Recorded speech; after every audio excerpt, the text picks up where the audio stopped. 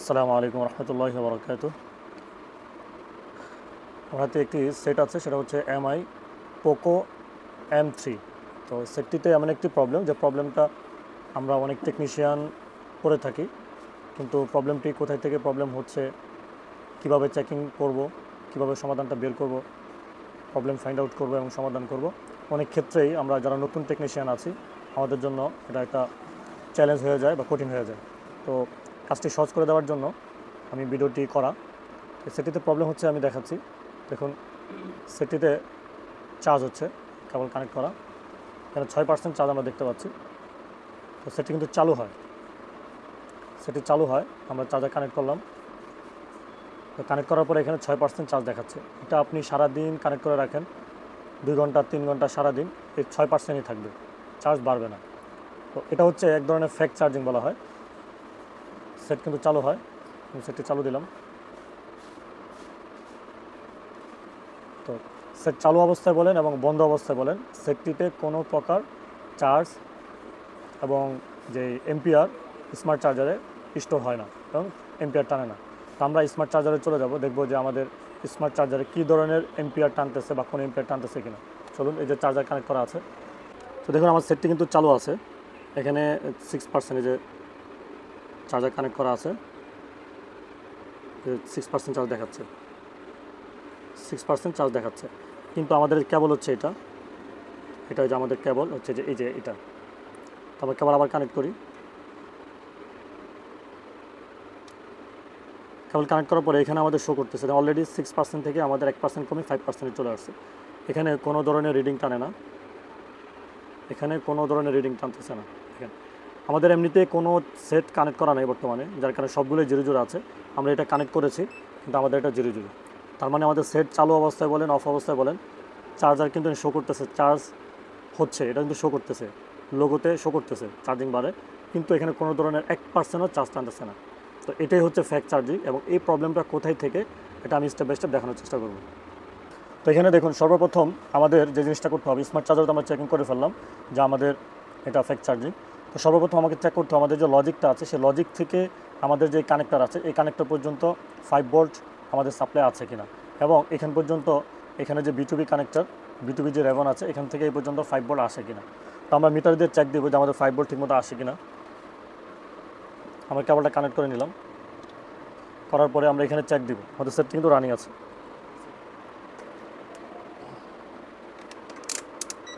ধরুন আমরা এখানে মিটার রাখলাম, তো মিটার আমরা ডিসি হট টেস্টে ডিসি ভোল্টে রাখলাম। রাখার পরে আমরা এখানে এই যে এটা হচ্ছে আমাদের বিবাস লাইন। তো বিবাস লাইনে কানেক্ট করার পরে আমাদের মিটারে কত ভোল্ট পাচ্ছি, 5.1.7, অর্থাৎ প্রায় 5.2 ভোল্টেজের কাছাকাছি, এবং স্টিল নাও কোনো ধরনের ফ্ল্যাকচুয়েশন করতেছে না। তার মানে আমাদের charging port, charging logic, B2B connector সব কিছু ঠিক আছে। এখন তারপরও আমাদের চার্জিং কিন্তু শো করতেছে, এখানে দেখুন চার্জিং চার্জ হচ্ছে, এটা কিন্তু শো করতেছে। এখন কিন্তু কেবল কানেক্ট করা আছে, এরপরও কিন্তু 1%-এর জন্য আমাদের এম্পিয়ার টানতেছে না। তো যেহেতু আমাদের এই পর্যন্ত কানেকশন ঠিক আছে, তাহলে মনে হতে পারে যে আমাদের ইনপুট যে আইসিটা আছে, চার্জিং পিএম আইসি বা চার্জিং আইসি, সেখানে ইনপুট এবং আউটপুট ঠিক আছে কিনা। তো আমরা চার্জিং যে পিএম আইসি আছে, সেই চার্জিং পিএম আইসিতে যাওয়ার আগে আমরা আরেকটা জিনিস খেয়াল করব, যে যেহেতু এটা একটা স্মার্টফোন ফাস্ট চার্জিং একটা ফাংশন আছে এটার মধ্যে, এটা হলো পোকো M3। তো আমাদেরকে দেখতে হবে যে আমাদের ইউএসবি কানেকশনগুলো ঠিক আছে কিনা, কারণ ম্যাক্সিমাম টাইমে ইউএসবি কানেকশন কিন্তু প্রবলেম হলে আমাদের কিন্তু চার্জিং ফাস্ট হবে হবে তো নাই, এবং চার্জিং লাইনে যদি শর্ট হয়ে যায় সেক্ষেত্রেও কিন্তু আমাদের এই ধরনের প্রবলেম আসতে পারে। তো আমরা ব্যাটারিটা খুলে ফেলবো, আমাদের যেই ব্যাটারি কানেক্টর আছে, চার্জার কানেক্ট করা আছে, এই চার্জার কেবল কানেক্ট করা আছে, ব্যাটারি যে কানেক্ট করা আছে, এটার মধ্যে আমরা আউটপুট পাই কিনা সেটা আমরা এখন চেক দিব। এখানে দেখুন 4.6 4.7 পর্যন্ত ভোল্টেজ উঠে যাচ্ছে এবং নামতেছে, ওঠানামা করতেছে, অর্থাৎ ফ্ল্যাকচুয়েশন করতেছে। আবার কখনো কখনো একেবারেই ভোল্টেজ শো করে না, অর্থাৎ এটা এখন শো করতেছে আবার কখনো শো করে না। তো ভোল্টেজও আমাদের আউটপুট ঠিক আছে। এখানে একটা জিনিস খুব ক্লিয়ার ব্যাপার, আপনার যদি ইনপুট এবং আউটপুট ঠিক থাকে তাহলে কিন্তু আপনার ওইখানে কোনো প্রবলেম নেই। যেহেতু চার্জিং আইসির ইনপুট ঠিক আছে, এই কারণে আমরা বুঝতেছি যেহেতু আমার আউটপুট ব্যাটারি কানেক্টারে যে 4.2 আসার কথা সেটা কিন্তু চলে আসছে অলরেডি। কিন্তু ওইখানে যে প্রবলেমটা হচ্ছে, ভোল্টেজটা আমাদের যতটুকু আউটপুট দেওয়ার কথা 4.2, তার চেয়ে বেশি দিচ্ছে, 4.3 4.4 4.5 4.6 4.7, অর্থাৎ অনেকটা উপরে উঠে চলে যাচ্ছে, উঠানামা করতেছে। তো এটা একটা প্রবলেম, এটা আমাদের চার্জিং পিএমআইসি থেকে প্রবলেম হতে পারে, এমনকি এটা সিপিইউ থেকে হতে পারে। সিপিইউ থেকে প্রবলেম কিনা সেটা আমরা কীভাবে বুঝবো, বা চার্জিং আইসি থেকে প্রবলেম কিনা সেটা কীভাবে বুঝবো? এর জন্য আমরা এখন যে জিনিসটা চেক দেবো সেটা হচ্ছে যে আমাদের ইউএসবি লাইনগুলো চেক দিব। তো আমরা স্কেমেটিকে চলে যাবো, স্কেমেটিক থেকে আমরা দেখার চেষ্টা করব যে আমাদের ইউএসবি লাইনে কোনো প্রবলেম আছে কিনা। যদি ইউএসবি লাইনে প্রবলেম না থাকে তাহলে আমরা চার্জিং যে পিএমআইসি আছে সেখানে যাব, সেখানে আশেপাশে কোনো কম্পোনেন্ট আইসি শর্ট আছে কিনা সেটা দেখার চেষ্টা করব। আর যদি ইউএসবি লাইনে শর্ট থাকে তাহলে সেটা কোথায় থেকে আমাদের সলিউশন করতে হবে সেটা আমরা দেখার চেষ্টা করবো। এখন আমরা সরাসরি কম্পিউটার স্কেমেটিকে চলে যাব। এখানে আপনারা দেখতে পাচ্ছেন যে আমার Poco M3 charging data line আমি চালু করে রেখেছি। এখানে দেখুন, এটা হচ্ছে আমার বিবাস লাইন, আর এটা হচ্ছে আমার V bus ground GND line negative line, আর হচ্ছে বিবাস পজিটিভ লাইন। তো এইখানের দুইটা লাইন তো ঠিক আছে, কারণ আমরা এই টেস্ট পয়েন্টের মধ্যে লাইনটা পেয়ে গিয়েছি 5.2 বা 5.1। এখানে আমাকে চেক করতে হবে এখানে যে আরও 4টা লাইন আছে, দেখেন টাইপ সি, CC1, CC2। এটা কিন্তু খুবই গুরুত্বপূর্ণ, কানেক্ট পাওয়ার জন্য এই দুটা কানেকশন আমাদের লাগবে। এবং ফাস্ট চার্জিংয়ের একটা ব্যাপার আছে, শো করা চার্জিং কানেক্ট পাওয়া। তো এখানে আমরা এই দুইটা লাইনে ভ্যালু আছে কিনা, সাপ্লাই ঠিক আছে কিনা চেক করবে, এবং এখানে আমাদের ডিএমডিপি এই দুটা লাইন ঠিক আছে কিনা চেক করতে হবে। দোনোটা লাইনে কিন্তু আমাদের ভ্যালু থাকবে, এই দুইটা লাইন ডিএমডিপি এবং আমাদের CC1, CC2 দুটোটার মধ্যে 4টা লাইনেই আমাদের কিন্তু ভ্যালু থাকবে। কারণ আমরা চেক করবো যে আমাদের ভ্যালু আছে কিনা মোবাইলটা চালু। তো আমরা যদি ভ্যালু চেক করবো, আমরা এই চার্জারের লাইনটা খুলে নিব। হ্যাঁ, খুলে নেওয়ার পরে আমরা এখন এই টেম্পারেচারটাকে ডায়েট মোডে নিয়ে যাব। তো ডায়েট মোডে নিয়ে যাওয়ার পরে আমরা ক্যামেরাতে চলে যাব।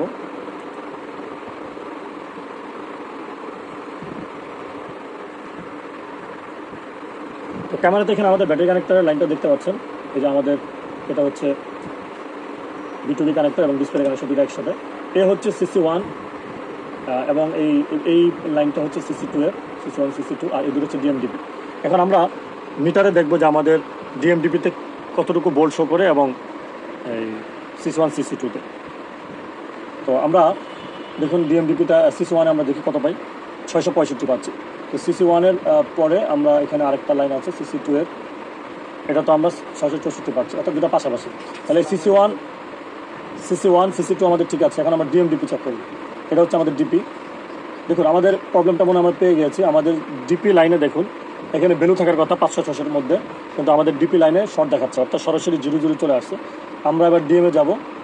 এই যে আমাদের এখানে ডিএম লেখা আছে, তার মানে এটা হচ্ছে ডিএম, এটা হচ্ছে ডিপি। তাহলে আমরা এখানে ধরবো, এটার মধ্যে কিন্তু আমাদের শর্ট দেখাচ্ছে, তার মানে হচ্ছে আমাদের ডিএমডিপি লাইন শর্ট। আর ডিএমডিপি লাইন শর্ট থাকার কারণে আমাদের এই প্রবলেমটা দেখাচ্ছে যে আমাদের ফেক চার্জিং অথবা চার্জিং বাড়তেছে না, কোনো রকমভাবে চার্জ আর কমে যাচ্ছে।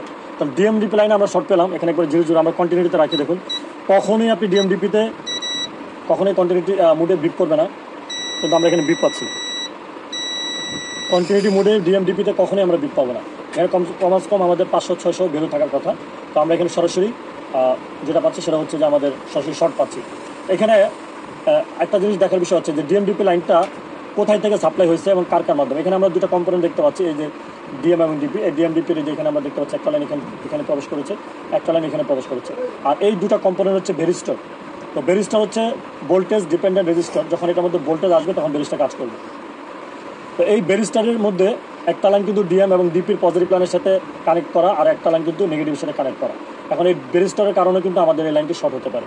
তার আগে আমরা দেখি ভেরিস্টার সাথে কানেক্ট হওয়ার পরে এরপরে কোথায় কানেকশনগুলো চলে গেছে সেটা আমরা চেক করবো। স্কিমেটিক আসার পরে দেখেন এই যে আমাদের ডিএমডিপি, এই ডিএমডিপি লাইনটি আমাদের তো CC1 CC2 ঠিক আছে। তো ডিএমডিপি লাইনটা আমাদের কোথা থেকে আসে আমরা দেখি। দেখুন ডিএমডিপি, এই যে ডিএমডিপি, এই ডিএমডিপি সরাসরি আমাদের এখানে দুটি রেজিস্টার দেখা যাচ্ছে, এবং এগুলো হচ্ছে ভেরি লো ভ্যালু রেজিস্টার। যেহেতু এটা দুটো পাশে টাচ করছে, ভেরি লো ভ্যালু রেজিস্টার, এবং এটা সরাসরি সিপিইউ থেকে চলে আসছে। এখন আমরা যে দুটি ভেরিস্টার দেখতে পাচ্ছি, যদি ভেরিস্টার দুটি শর্ট থাকে আর সেই দুটি রিমুভ করার পরে আমাদের যদি শর্টটি চলে যায় তাহলে আমাদের প্রবলেমটি সলভ হয়ে যাবে, সেক্ষেত্রে আমাদের সিপিইউতে কাজ করা লাগবে না। আর যদি ভেরিস্টার উঠানোর পরও আমাদের ডিএমডিপিতে শর্ট থাকে তাহলে আমাদেরকে সিপিইউটি উঠাতে হবে এবং সিপিইউটি রিভলভ করতে হবে, দেন তারপরে সমাধান করতে হবে। এরপরে যদি রিভলভ করার পরে যদি সমাধান না হয় তাহলে আমাদের সিপিইউটি রিপ্লেস করতে হবে। তো এখন আমরা যেটা করবো সেটা হচ্ছে যে আমরা ডিএমডিপির সাথে যে দুটি ভেরিস্টার আছে সেই ভেরিস্টার দুটিকে রিমুভ করবো। এই যে তো দেখতে পাচ্ছেন, এই দুটিকে আমরা রিমুভ করবো। আমরা আমার ক্যামেরাতে চলে যাই।